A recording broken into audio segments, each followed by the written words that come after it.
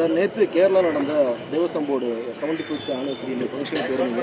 கேரளா கவர்மெண்ட்டுக்கு நம்ம ஏதாவது ரிக்வெஸ்ட் கொடுத்துருக்கோமா? தமிழ்நாட்டில் இருக்கக்கூடிய கொடுத்தோம். நேற்று மேடையிலேயே நான் சொன்னேன், கண்ணகி கோயில் என்று வழங்கப்படுகின்ற அந்த கண்ணகி கோவிலுக்கு நிலுவையிலே இருக்கின்ற வழக்குகளை அழைத்து சரி செய்து கண்ணகி கோயிலை கட்டுவதற்குண்டான சமரசமும், கண்ணகி கோயிலுக்கு செல்லுகின்ற வழிப்பாதையை செப்பனிடுவதற்கான அனுமதியும் வழங்க வேண்டும் என்று கோரிக்கையை வைத்தோம்.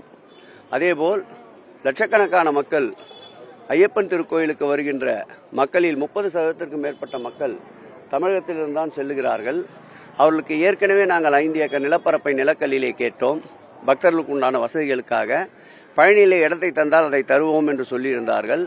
பழனியிலே அதற்குண்டான இடத்தை தருவதற்கு தயாராக இருக்கின்றோம் என்பதையும் அவரிடத்தில் தெரிவித்தோம். அது சம்பந்தமாகவும் நீதிமன்றத்தில் ஒரு வழக்கு இருப்பதாக தெரிவித்திருக்கின்றார்கள். அதையும் விரைந்து முடித்து தமிழ்நாட்டு மக்களுக்கு தேவையான அடிப்படை வசதிகளை செய்து தருவதற்கு உதவிட வேண்டும் என்று அவரிடம் கோரிக்கை வைத்திருக்கின்றேன்.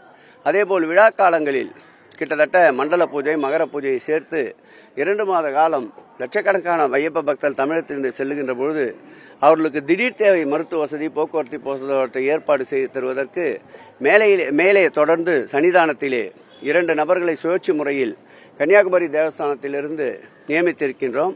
அவர்களுக்கு ஒரு அறையும் உணவும் வழங்கப்படுகின்றது. அவர்களுக்கு தொலைபேசி மற்றும் ஏனைய தொடர்பு வசதிகளையும் ஏற்படுத்தி தர வேண்டும் என்றும், அவர்களுக்கு அங்கீகாரம் வழங்க வேண்டும் என்றும் நேற்றைக்கு மேடையிலே கோரிக்கை வைத்திருக்கின்றோம். மாண்புமிகு முதலமைச்சருடைய வழிகாட்டுதல்படி முதலமைச்சரிடம் அதை தெரிவித்திருக்கின்றோம். அந்த துறையினுடைய அமைச்சரிடம் அதை தெரிவித்திருக்கின்றோம். விரைந்து இதற்குண்டான நடவடிக்கைகளை மேற்கொள்வார்கள் என்று எதிர்பார்க்கிறோம்.